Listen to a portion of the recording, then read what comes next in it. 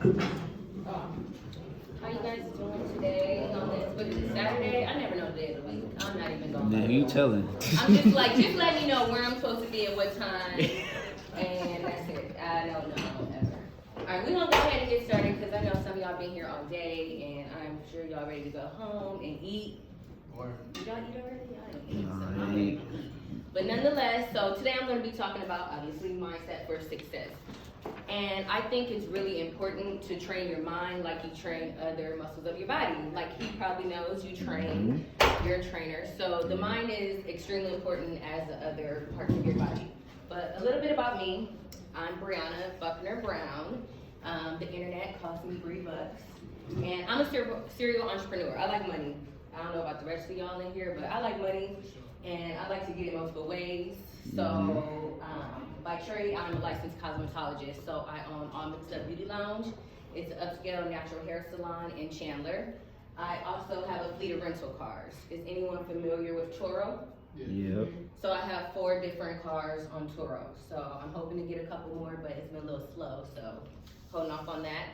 Also, I'm a business and credit coach. So I help emerging entrepreneurs start and launch their businesses and use business credit to buy income producing assets such as rental cars and inventory and different things like that.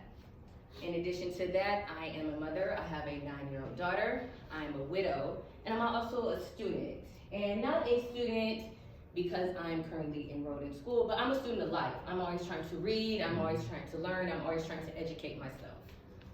So, let me talk to you about my journey a little bit. Like I said, I'm a widow. So I attended Arizona State University from 2008 to 2012. While I was there, I met a boy, y'all. I met a boy, and I was obsessed with this boy. And what happens when you are a college kid and you are friends with benefits? I ended up pregnant my senior year of college. It was the most awkward time in my life, y'all. I felt like a child being pregnant even though I was 22. It was like really weird. But so my senior year of college, I was pregnant, and I crossed the stage. I was 8 months pregnant. I had my daughter 2 months later in July. So now I'm a brand new mom, and I'm trying to figure out, like, what am I gonna do? I got this degree in psychology, but I know with a bachelor's degree in psychology, I'm not gonna make that much money. But I also have a brand new baby, so I'm not trying to go back to school right now. So I decided to go to cosmetology school. You're like, why?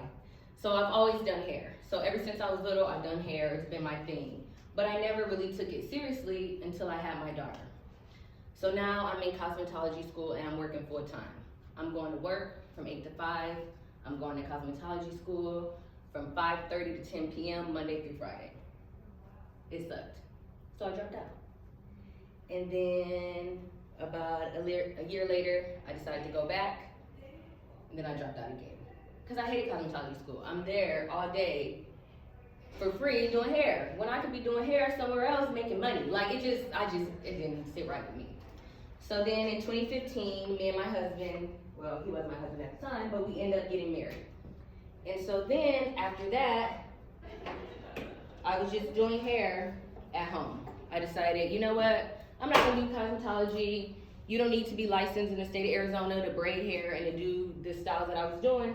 So I'm gonna just do hair from my living room. And I was making really good money. Then in 2017, I was presented with an opportunity to do hair at a barbershop. And so I was like, all right, let me take a 3-month leave of absence from my full-time job and see what this hair thing is. So I did that. But the owner of that barbershop said, you gotta go back to beauty school and finish. Here we go for the third time. Right. Here we go for the third time of doing hair for free. So I was like, okay, let's do it. So 2017, I went back to beauty school. I had 600 hours left out of the required 1,600 hours. And so then in 2018, while I was at beauty school, it was March 21st, 2018. My husband got into a motorcycle accident and passed away. And that shifted my whole life at that point. Because now here I am, 2018, I'm 28 years old. I have to tell my 5-year-old daughter that her dad is not coming back. I have to figure out Am I gonna bury my husband or am I gonna cremate him? What is he gonna wear? What am I gonna wear? What songs are we gonna sing? Like, what do I put in this obituary? Like, I ain't never done that before. Like, when my grandma died, I was a kid. I wasn't doing that. But now me, a wife, have to take that responsibility. And so, I did that. Because I had to do it. But you also know what I had to do? I had to finish beauty school, y'all. And so everyone told me to take a break, just leave. And I'm like, nah, if I leave for the third time, I'm not coming back. So what I did is I would take my daughter to school, be to beauty school by 8 a.m. I'll pick my daughter up from school and we'll go back to beauty school until 8 p.m. And I did 12-hour days for 30 days so I could finish. And that's what I did. So that was 2018. Then in 2019, I left the barbershop and I decided to get my own salon suite. Because here at this barbershop, I just wasn't happy. I wasn't happy with my environment and that was affecting my performance. And so when I came into the shop, I didn't even want to say hi to the owner no more. And I'm just like, I can't be in your place of business acting funky. Like, I just didn't want to be there. My spirit, it was not right for me. And I'm like, you know what? I'm paying you $800 a month for this little corner right here. Where I could go get this for $1,000 a month. And what you don't see, there's 2 other chairs in there. And so that's when I officially became from a solo entrepreneur to a business owner. Because now I have my own business and I have 2 employees working. Help me pay that $1,000. So now I'm generating income, saving money, but also I can run my business how I want to run my business. And then 2020, April of 2020, I opened my own storefront salon. And then, you know what happened 3 weeks later? We got shut down. But it's okay, because we still thriving. And the thing is, things work out in really interesting ways. Because when I negotiated my rent, I told them I want 3 months free. So my plan was to just stack money, save money for those 3 months. But instead, we was closed down. It sucks, but I'm better be at zero than being negative thousands of dollars. And so, I say all that to say, I did all of that from 2018 to now, since my husband passed away. And I didn't stop, and I'm not. And that was also a part of my grieving process, was to stay busy. You know, people say grief is linear and, you know, you go through these phases, but it's messy, and it's good days, and there's bad days. But the thing that kept me grounded in all of that is to know my why. And a lot of people don't really put the value in their why. They figure out what they want to do, and they figure out how are they able to do it. But you miss a key element in the beginning of that, and that's knowing your why. So that why is gonna push you when things get hard. That why is what's gonna push you when your friends walk away. That why is gonna push you when you get let go from your job. That why is gonna push you when somebody that you don't like tells you you can't do it, you won't do it, you shouldn't do it. That why is what pushed me to keep going. Because what I wanted was stability for my daughter. Because at this point, I was her only parent. She was relying on me. But she also recognized at a very young age that life is really short and it could be gone tomorrow. So that was what I wanted. That was why I wanted it, because I was her only parent. And now it was like, how do I get it? So that, how do I get it, was finishing beauty school. Because if I never finished that task that I quit multiple times, I wouldn't be where I'm at today. So I challenge you to figure out what you want. Why is it that you want that thing? And then you need to figure out how you're gonna get it. The how you're gonna get it can also be a little difficult.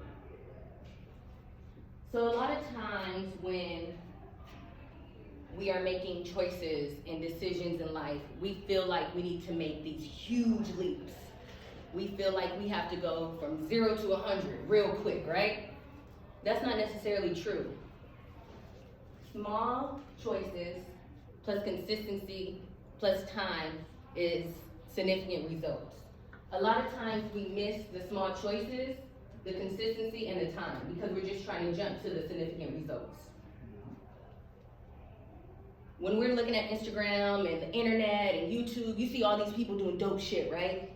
And you're like, oh, I want to do dope shit too. But you don't understand the work that they put in, the long hours, how they stayed up late, the books that they read, the people that they talked to, all the sacrifices they made. You just see the significant results, so you try to jump from the beginning all the way to the end.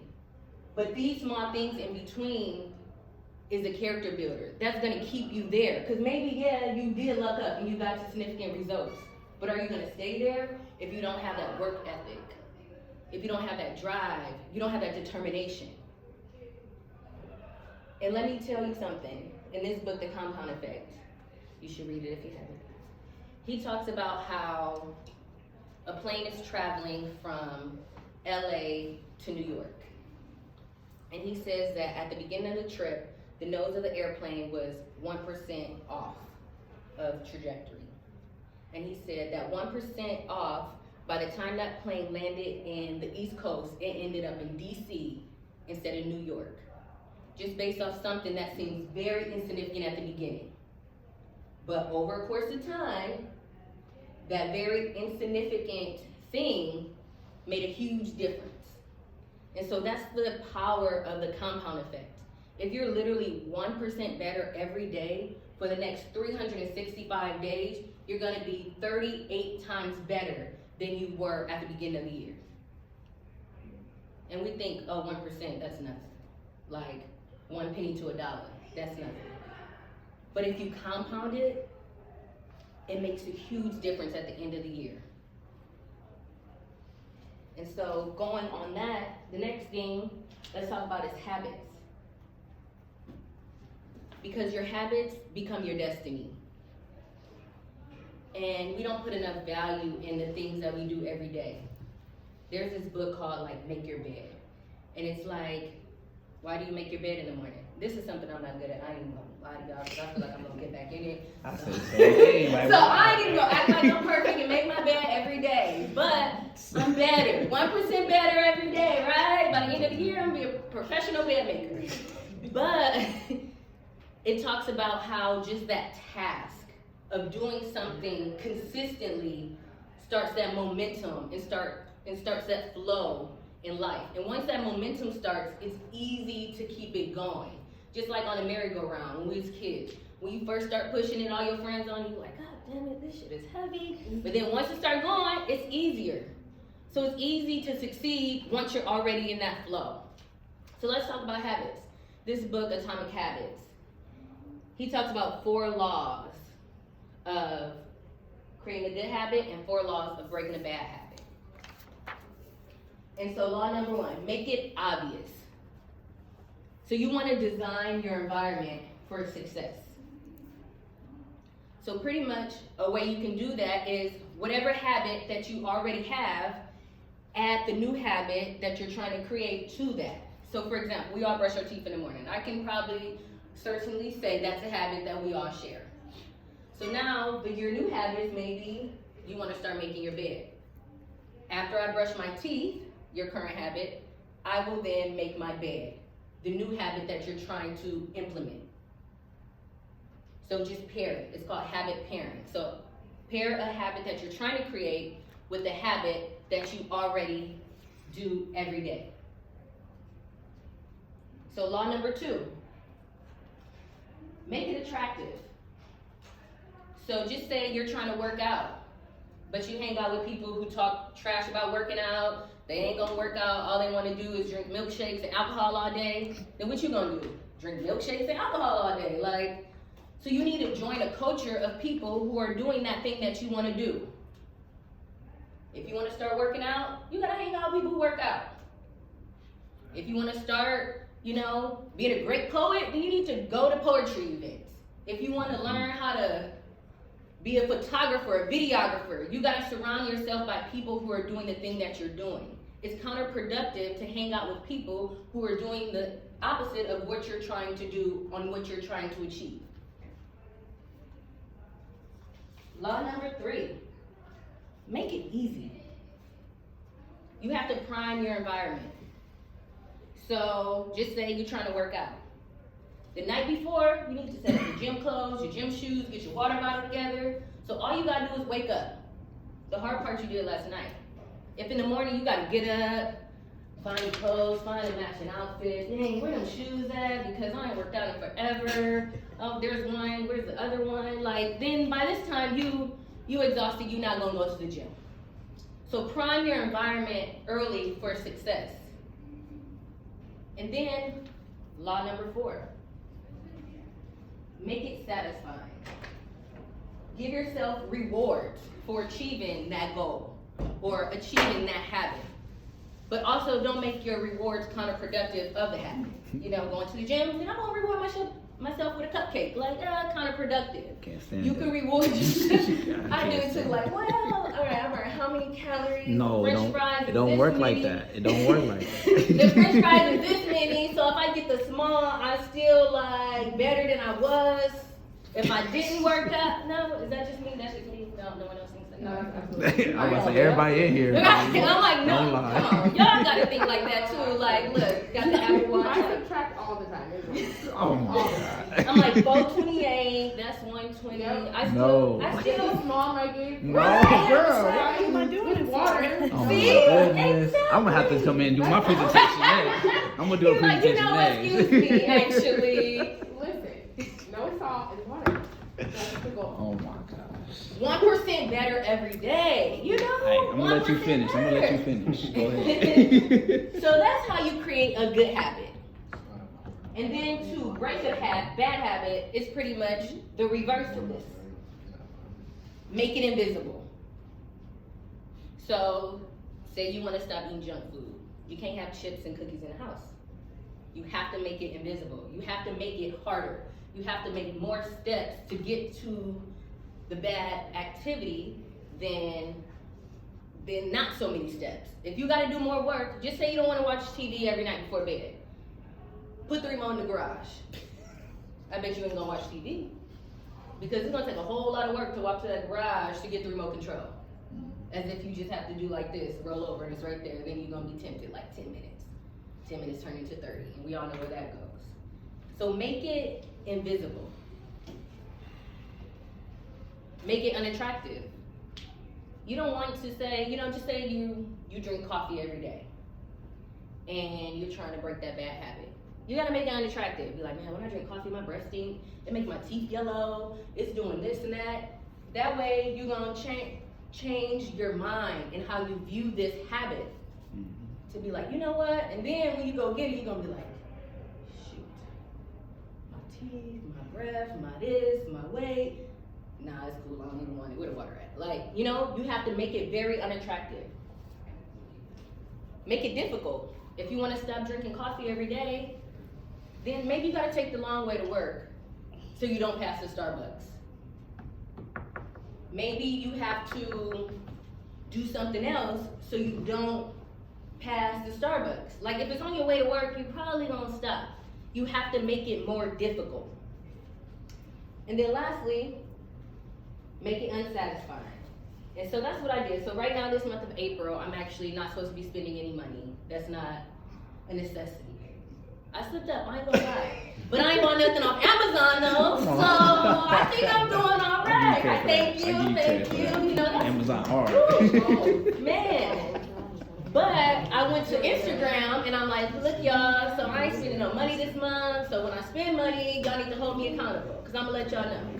So then when I go out and buy them French fries that I deducted from my workout costs, We ain't gonna talk about it. I gotta go on the internet and let the world know that I just slipped up and I didn't keep my word to myself and to the people. And so now I think twice before buying something. I'm like, dang, I'm gonna have to let them know.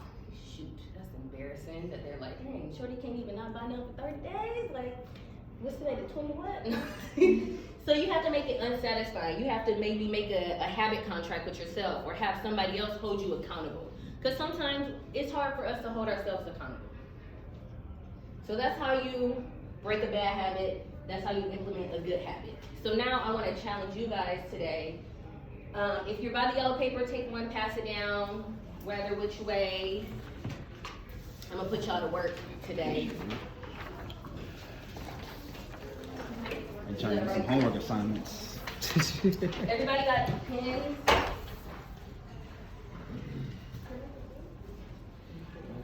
Any more pens around here? We good? Okay. So I want you to write 10 goals you want to accomplish in the next 12 months. Don't write yet. But write them in the present tense. Meaning, I am a multimillionaire. I drive my dream car. I am a homeowner. I want you to write these goals in the present tense. Meaning, they are happening now to you. So I want you to go ahead and do that. I'm going to give you guys a couple minutes. You're not going to get through all 10.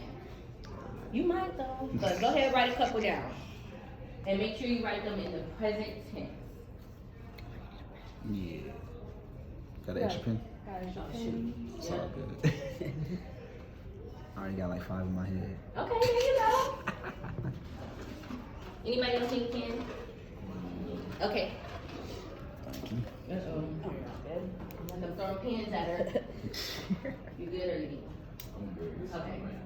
You're welcome. So 10 goes, write them in the present tense for me, please. Oh yeah, that pen brand new. You got the little bubble on it.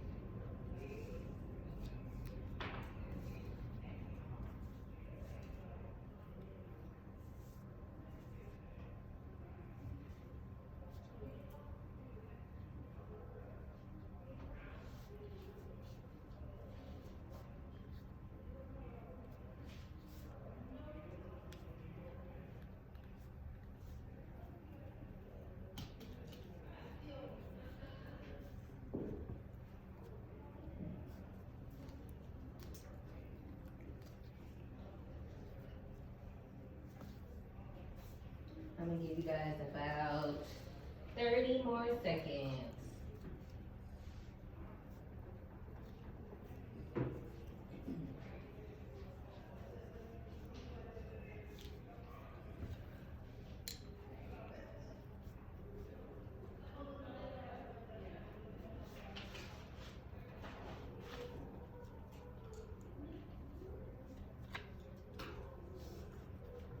Okay. I do want y'all to finish this activity, but now we're going to choose one goal on that list. If you had a magic wand where that one goal that will make the most significant positive impact in your life will come true in 24 hours, which goal would that be that you wrote down? I want you to circle it. If you can make one just magically come true in the next 24 hours, that will have the most positive impact in your life. Circle it. Now, flip that paper over and write that goal at the top of the back side of that sheet of paper.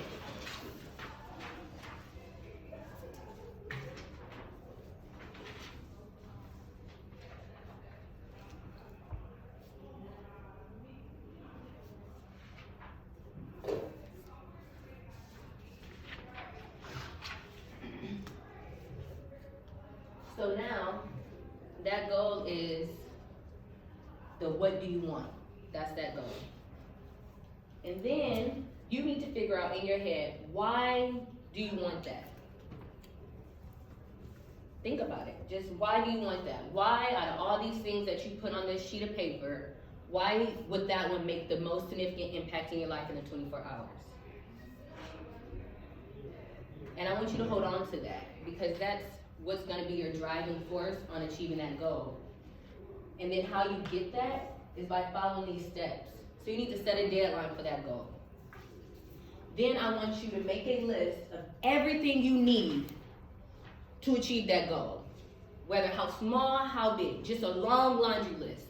Just like he was talking about when you write the poem, just write all the thoughts out, just get it on paper, write down everything that you need to achieve that goal. And then what you want to do is organize that list into a checklist. It's easy to have this long list of tasks to do, but once you turn into a checklist, now we have something measurable.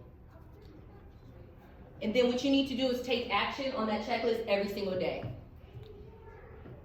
You take action on that checklist every single day, at the end there's nothing else on the list. The only thing left is you achieving that goal that you wrote right on top.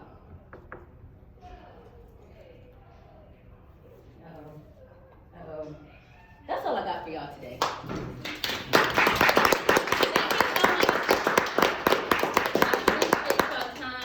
Energy. This is my first time speaking in an environment like this, so I was super nervous. So thank you guys. I appreciate it. You can find me on Instagram. $3 is my personal Instagram. All mixed up is the salon's Instagram. There's my website, my email, phone number, all that stuff. Y'all can find me everywhere. So thank you so much. Hopefully you learned something from my journey, my story, my testimony, and the information I shared. And I just want y'all to go out and be great and put greatness into the world. And greatness will flow right back to y'all. We're going to talk about your eating habits, though. I love French fries. Okay. Well, I love a potato. You can mash it, fry it, dice it, hash brown it, scallop it. What else can you do to put it? Okay. We ain't going to get you started. Right. Thank you, guys. I really appreciate it. Enjoy the rest of the conference and your weekend. Thank you. You're welcome.